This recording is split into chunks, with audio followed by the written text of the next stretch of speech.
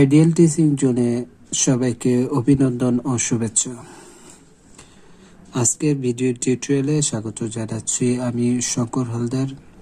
আজকে আমরা এইচএসসি হিসাব বিজ্ঞান দ্বিতীয় পত্রের একটি নতুন অধ্যায় নিয়ে আলোচনা করব। এই অধ্যায়টি শুরু করার আগে আমি রিকোয়েস্ট করছি, যারা এখনো আমার চ্যানেলটিকে সাবস্ক্রাইব করনি তারা সাবস্ক্রাইব করে দেবে, আর ইতিমধ্যে যারা সাবস্ক্রাইব করেছো তাদের অনেক অনেক ধন্যবাদ। আজকে আমি তোমাদের হিসাব বিজ্ঞান দ্বিতীয় পত্রের অষ্টম অধ্যায় মজুত পণ্যের হিসাব রক্ষণ পদ্ধতি, এই অধ্যায়টি নিয়ে আলোচনা করব। আজকে হচ্ছে এই অধ্যায়ের উপর প্রথম ক্লাস, মজুত পণ্যের হিসাব রক্ষণ পদ্ধতি। এই অধ্যায়টি খুবই সহজ একটি অধ্যায়। হিসাব বিজ্ঞান প্রথম ও দ্বিতীয় পত্রের যতগুলো অধ্যায় আছে, আমার মনে হয় এই অধ্যায়টি সবচাইতে সহজ। তোমরা যদি একটু মনোযোগ দিয়ে আজকের এই ক্লাসটি দেখো, তাহলে তোমরাই বুঝতে পারবে যে আসলে এটা কতটা সহজ। তোমরা একটু চেষ্টা করলে এবং মাত্র 2 থেকে 3টি অঙ্ক করলেই অনায়াসে এই চ্যাপ্টার থেকে তুমি 10-এ 10 পেতে পারবে। আর এজন্য কি করতে হবে, এই ভিডিওটি প্রথম থেকে শেষ পর্যন্ত না টেনে দেখতে হবে। টেনে টেনে দেখলে তোমরা কিছুই বুঝতে পারবে না। তাই যারা খুব দুর্বল স্টুডেন্ট, আমি তাদেরকে বলছি, তোমরা একটু মনোযোগী হলে এই অধ্যায় থেকে ভালো একটা নাম্বার তুলতে পারো এবং তোমাদের রেজাল্টটাকে ভালো করতে পারো। তাহলে কথা না বাড়িয়ে চলো আমরা আজকের ক্লাসে চলে যাই। তো আমাদের অধ্যায়ের নাম হচ্ছে মজুত পণ্যের হিসাব রক্ষণ পদ্ধতি। এই অধ্যায়ের নাম থেকে আমরা বুঝতে পারছি যে এখানে মজুত পণ্য নিয়েই হচ্ছে এই চ্যাপ্টারের সবকিছু। তাহলে প্রথমে আমাদের জানতে হবে আসলে এই মজুত পণ্যটা কি। তো ব্যবসায়ীরা যখন বিক্রয়ের উদ্দেশ্যে পণ্য ক্রয় করে এবং সেই ক্রয়কৃত পণ্য যদি সম্পূর্ণ বিক্রি করতে না পারে, যতটুকু অবশিষ্ট থাকে সেটাকে আমরা মজুত পণ্য বলি। এটাকে ইংরেজিতে ইনভেন্টরিও বলে। তো মজুত পণ্য মূল্যায়নের কতিপয় পদ্ধতি এখানে আছে: ফিফো পদ্ধতি, লিফো পদ্ধতি এবং ওয়েটেড অ্যাভারেজ মেথড। এই 3টা পদ্ধতি আমাদের এইচএসসি তে পরীক্ষায় অঙ্ক আসে। এছাড়াও আরো কতগুলো পদ্ধতি আছে, সেগুলো আমাদের এখন দরকার নেই। তো ফিফো মানে কি? ফিফো মানে হচ্ছে ফার্স্ট ইন ফার্স্ট আউট, অর্থাৎ ফার্স্ট ইন মানে আগে আসে আগে যায়, আর লিফো মানে হচ্ছে লাস্ট ইন ফার্স্ট আউট, অর্থাৎ লাস্ট ইন অর্থাৎ যেটা পরে আসবে সেটা ফার্স্ট আউট অর্থাৎ আগে যাবে। আর ওয়েটেড অ্যাভারেজ মেথড অর্থাৎ ভারযুক্ত গড় পদ্ধতি। মূলত এই 3টা যদি আমরা জানি তাহলে আমাদের এইচএসসি তে এখান থেকে অঙ্ক আসবে। আর এবার যারা 2021 সালে পরীক্ষা দেবে তাদের জন্য যে শর্ট সিলেবাস দেওয়া হয়েছে, সেখানে ফিফো আর ওয়েটেড এভারেজ মেথড এই 2টা সিলেবাসে আছে। তাহলে আজকে আমরা প্রথমে এই ফিফো অর্থাৎ ফার্স্ট ইন ফার্স্ট আউট অর্থাৎ আগে আসে আগে যায়, এই পদ্ধতিটা দিয়ে আমরা আজকের ক্লাসটি করব। তোমরা নাম দেখি বুঝতে পেরেছো যে ফিফো মানে ফার্স্ট ইন ফার্স্ট আউট, অর্থাৎ যে মালটা আগে আসবে। অর্থাৎ কিভাবে আসবে? আমরা যখন ব্যবসা করি, আমরা যখন পণ্য ক্রয় করি, তখন আমরা পণ্যটা আমাদের কাছে আসে, আর যখন আমরা বিক্রি করি তখন মালটা আমাদের কাছ থেকে চলে যায়। তাই আমাদের এই জিনিসটা বুঝতে হবে কখন আমাদের মাল আসে এবং কখন আমাদের কাছ থেকে মাল চলে যায়। মূলত এই মজুত পণ্যের হিসাবটা কিভাবে রাখতে হবে, এটাই হচ্ছে এই অধ্যায়ের আলোচনার বিষয়। এখানে আমরা একটি অঙ্ক দেখতে পাচ্ছি যে যশোর বোর্ড 2017 সালে এই অঙ্কটি এসেছিল। প্রথমে আমরা এই অঙ্কটি সম্পর্কে একটু দেখি যে রতন এন্ড কোং এর কারখানায় 2016 সালে জানুয়ারি মাসে কাঁচামালের আগমন ও নির্গমন নিম্নরূপ।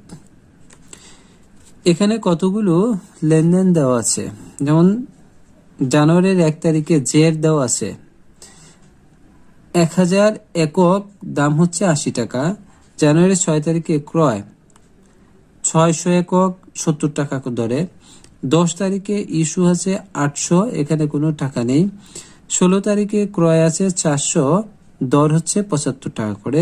20 তারিখে ইস্যু 900 একক, 30 তারিখে ইস্যু 100 একক। আমরা এখানে দেখতে পাচ্ছি ইস্যুর ক্ষেত্রে কোনো দাম অর্থাৎ দর টাকা দেওয়া নাই, আর যদি দেওয়া থাকতো তাহলে এই টাকা দিয়ে আমাদের কোনো কাজে আসতে না। তাহলে ইস্যুর টাকা বা বিক্রয়ের যদি টাকা দেওয়া থাকে সেটা আমাদের দেওয়া থাকলেও কোনো সমস্যা নেই, না দেওয়া থাকলেও কোনো সমস্যা নেই, কিন্তু এই ক্রয়ের টাকাটা অবশ্যই দেওয়া থাকবে এবং এটা দিয়েই মূলত আমাদের অঙ্ক করতে হবে। তাহলে আমরা অঙ্কটি করা শুরু করব। এই অঙ্কটিতে কিভাবে ছক করতে হবে সেটা আমরা প্রথমে দেখে নেব। এখানে আমরা প্রথমে এইভাবে ঘরটা করব। আমি একটা ঘরটি প্রথমে করতে চেয়েছিলাম, তোমরা কি করবে, প্রথমে এই দুইটা দাগ দেবে। হ্যাঁ, এই দুইটা দাগ দিয়ে তারপরে এখানে একটা তারিখের ঘর, এরপরে একটা এই বিবরণের একটা ঘর রাখবে। এই দাগটা আমি দিয়েছিলাম, তোমরা এই দাগটা প্রথমে দেবে না, আমি ভাবলাম যে তোমাদের দেখিয়ে দেই, তাহলে সেটা তোমাদের জন্য সহজ হবে। তাহলে এটা হচ্ছে তারিখের ঘর, এটা হচ্ছে বিবরণের ঘর। এরপরে এই ঘরটাকে আমরা 3টা ভাগে ভাগ করব, এরকম 3টা ভাগে ভাগ করব। এরপরে কি করব, এটাকে মাঝখান দিয়ে দাগ দেব। বুঝতে পারলে তোমরা অবশ্যই? এই 3টা ভাগ মানে হচ্ছে আমাদের এখানে থাকবে হচ্ছে তারিখ, এখানে থাকবে বিবরণ, এখানে থাকবে আগমনের ঘর, আগমন অথবা প্রাপ্তি, এখানে হবে নির্গমন, নির্গমন, আবার এখানে থাকবে উদ্বৃত্ত বা জের। এখন আমাদের এই প্রত্যেকটা ভাগ থেকে আমাদের 3টা করে ঘর টানতে হবে।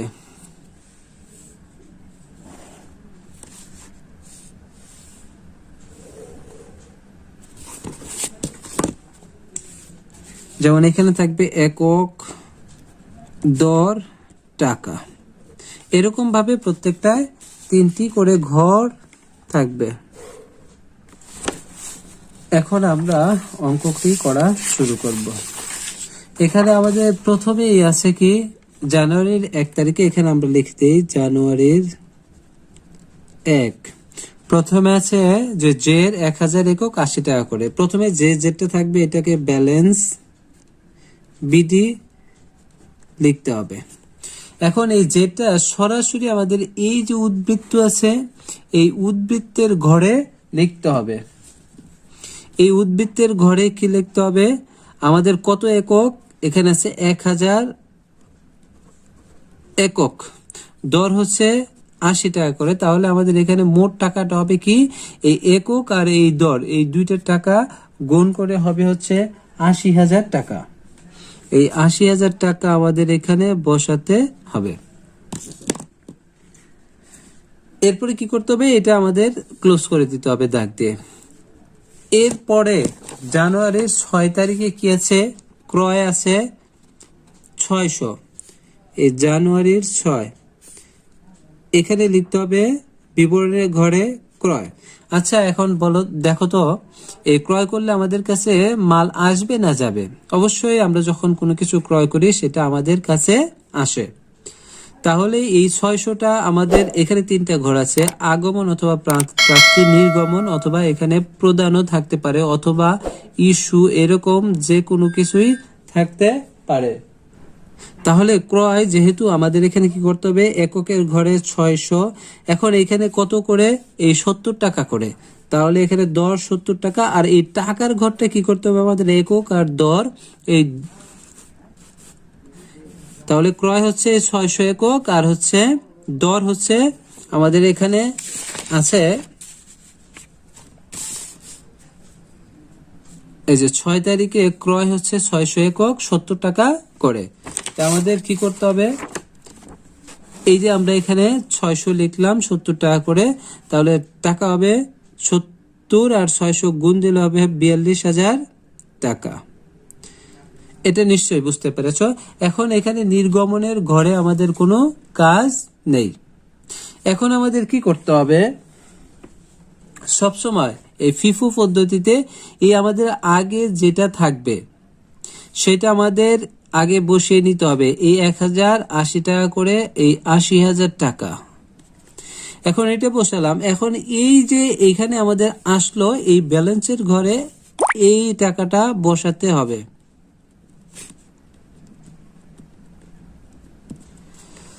এখানে ভালো করে মনে রাখবে, এই যখন আসবে আগমন, তখন আমাদের আগে যেটা থাকবে সেটা আগে বসাতে হবে, এরপরে এই আগমনের টা এই ব্যালেন্সের নিচের ঘরে বসাতে হবে। এখন এখানে শেষ। এখন আমরা এটাকে দাগ দিয়ে ক্লোজ করে দেব।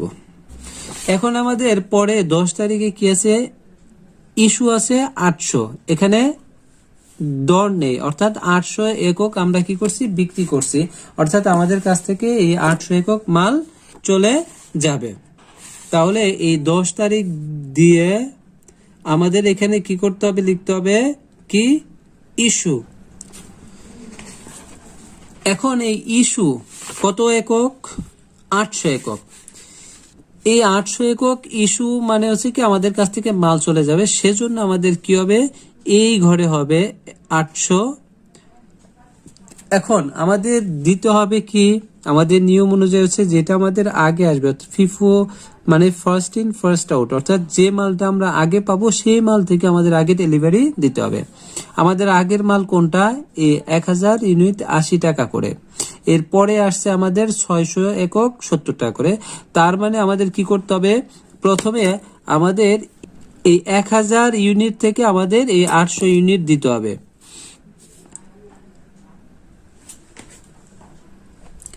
এই 800 এখান থেকে দিলাম, দাম কত, এই 80 টাকা করে। এখন 800 আর 80 এই দুটা গুণ করলে হবে 64,000।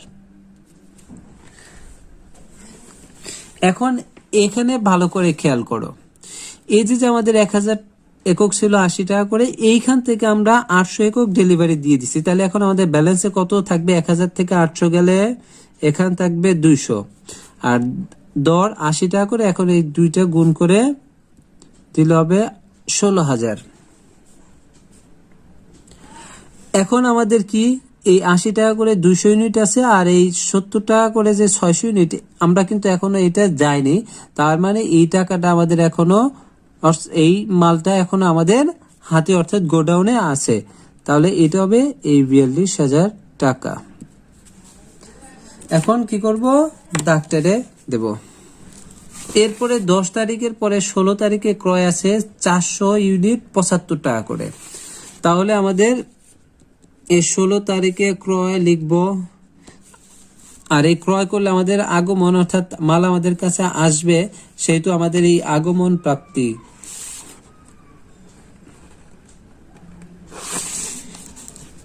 এই ঘরে লিখতে হবে।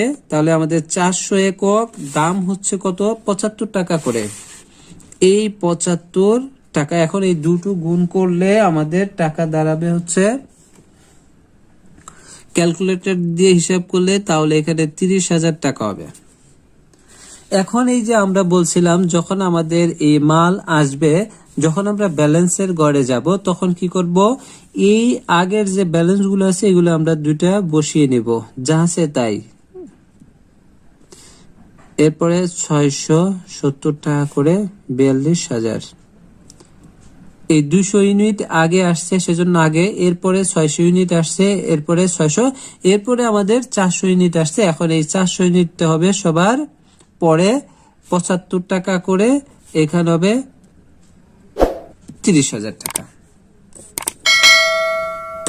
এই জিনিসটা ভালো করে বুঝলেই তোমাদের জন্য আর কোনো সমস্যা হবে না। এরপরে 20 তারিখে আছে ইস্যু 900 একক। 20 তারিখ ইস্যু 900 একক। এখানে ইস্যু আমাদের কোন ঘরে? এই নির্গমনের ঘরে। দেখো আমরা 900 একক ডেলিভারি দিব। কত একক? 900 একক। এখন আমাদের নিয়ম অনুযায়ী হচ্ছে যেটা আগে আসবে, ফিফোতে হচ্ছে ফার্স্ট ইন ফার্স্ট আউট, অর্থাৎ যেটা আমাদের আগে আসছে, অর্থাৎ প্রথমে আসছে হচ্ছে এই 200 একক আমাদের কাছে, অর্থাৎ এই 200 একক কি করতে হবে? আগে দিতে হবে। তাহলে এই 200 একক কত করে? এই 80 টাকা করে। তাহলে এটার দাম ছিল কত? 16,000 টাকা। আমাদের 900 একক ইস্যু করার কথা মোট, এর মধ্যে থেকে 200 একক আমরা ইস্যু করেছি, তাহলে এখানে অবশিষ্ট থাকবে আর 700 একক। এখন এই 600 থেকে আমাদের পুরোটাই দিতে হবে। তাহলে এই 600 দিলাম হচ্ছে 70 টাকা করে, তাহলে এটার দাম হবে 42,000 টাকা। এখন তাহলে আমরা কত দিলাম? এই 600 আর 200 800 একক, এই 800 একক আমরা দিলাম। এখনো কত দিতে হবে? টোটাল হচ্ছে 900 থেকে 800 গেল, তাহলে আরো পাবে হচ্ছে 100 একক। 100 একক দিতে হবে। এখন এইখানে আমাদের এই 200 চলে গেছে, 600 চলে গেছে। এখন এইখানে যে 400 আছে, এই 400 থেকে আমাদের কি করতে হবে?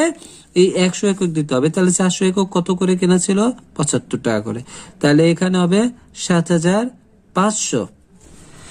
এখন আমাদের এই ব্যালেন্সের ঘরে বসাতে হবে। তাহলে একটু দেখো তো, আমাদের এই 200 একক আমাদের কি, এই 200 একক থেকে এই 200 একক আমরা দিয়ে দিছি, তাহলে এই 200 একক আমাদের হাতে নেই। এরপরে আমরা এই 600 একক থেকে এই 600 একক দিয়ে দিছি, আমাদের এই 600 এককের মধ্যে থেকে এই 70 টাকা করে কেনা ছিল, এটা নেই। এরপরে আমাদের 400 একক থেকে আমরা 100 একক দিয়ে দিছি 75 টাকা করে, তাহলে আমাদের এই 400 থেকে আর 100 দিয়ে গেলে তাহলে আমাদের ব্যালেন্সের ঘরে থাকবে এই 375 টাকা করে। তাহলে আমাদের টাকাটা হবে হচ্ছে এই 300 ইন্টু 75, 22,500। এইখানটাতে ভালো করে বুঝতে হবে। আমি আবার বলছি, আমাদের মোট ইস্যু করতে হবে 900 একক। 900 এককের মধ্যে থেকে আমরা কোত্থেকে দেবো? আমাদের যে গোডাউনে মাল থাকবে, মনে করো এই উদ্বৃত্তের ঘরটা হচ্ছে গোডাউন। গোডাউনে আমাদের 3 বারে মাল আসছে। প্রথমে এই 80 টাকা করে 270 টাকা করে 600, এরপরে লাস্ট আসছে 75 টাকা করে 400 একক। তার মানে প্রথমে আসছে আমাদের এই 200 একক, এরপরে আসছে 600 একক, এরপরে আসছে 400 একক। তো আমাদের নিয়ম অনুযায়ী ফিফো পদ্ধতিতে আগে যেটা আসবে সেইখান থেকে আগে দিতে হবে। সেজন্য আমরা কি করলাম? এই 200 থেকে এই 200 দিয়ে দিলাম, এরপরে পরের এই 600 থেকে এই 600 দিয়ে দিলাম। তাহলে 600 আর 200 কত? 800। এই 800 আর আমাদের দিতে হবে 100। এই বাকিটা আমরা কোথা থেকে দিলাম? এই 400 থেকে দিলাম। এই 400 থেকে আমরা 100 দিয়ে দিলাম। তাহলে এই 200 থেকে নাই, 600 থেকে নাই, 400 থেকে 100 দিলাম, থাকলো 300। এখন আমাদের দুইটা গুণ করলে দাঁড়ায় 22,500। এরপরে 30 তারিখে ইস্যু করা আছে 100 একক। 30 তারিখে ইস্যু 100 একক। তাহলে আমাদের এই 30 তারিখে ইস্যু, এইটাও নির্গমনের ঘরে কত? এই 100। এখন আমাদের আছেই তো এক ধরনের মাল, এই 175 টাকা করে আমরা দিয়ে দিলাম, তাহলে হবে 7,500।